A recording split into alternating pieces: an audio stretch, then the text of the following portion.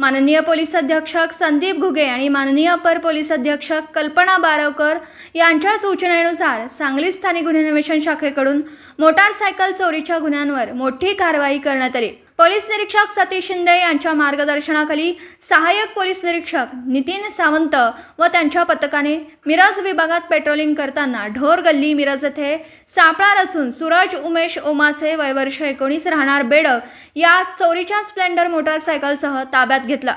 चौकशीत त्याने व त्याचा साथीदार ओंकार महेश तांदळे यांनी मिळून अनेक मोटारसायकली चोरी केल्याची कबुली दिली।